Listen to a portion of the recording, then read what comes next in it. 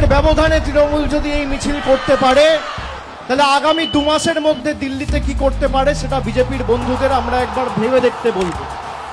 এই মমতা বন্দ্যোপাধ্যায় 21শে জুলাই যে আন্দোলন কলকাতার বুকে হয়েছিল,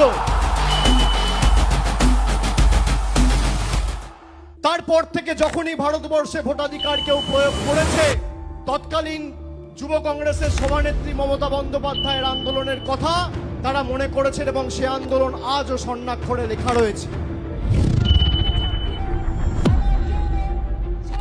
জননেত্রী মমতা বন্দ্যোপাধ্যায়ের ইতিহাসের পাতায় চোখ রাখলে যে সকল সংগ্রামের উত্তাপ আজও আমাদের উজ্জীবিত করে, তার মধ্যে 1993 সালের 21শে জুলাই অন্যতম।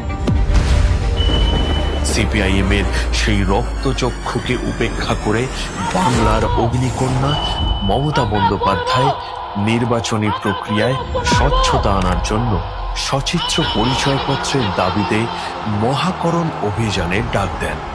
অর্থাৎ no EPIC card no vote.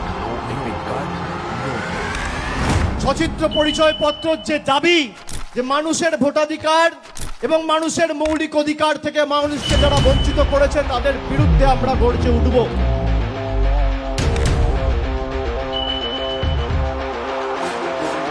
তেরো জন তরতাজা যুবক সেই দিন 21শে জুলাই প্রাণ দিয়েছিল। কলকাতার মেয়র রোড ও রেড রোড চত্বরে অগ্নিগর্ভ পরিস্থিতি তৈরি হয়। নির্দ্বিধায় পুলিশ গুলি চালাতে শুরু করে।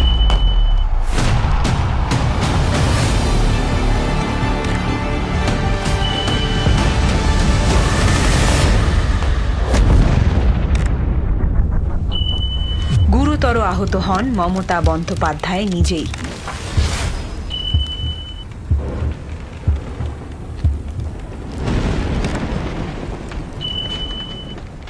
প্রাণ হারান 13 জন নিরপরাধ মানুষ, আহত হন 200-র বেশি।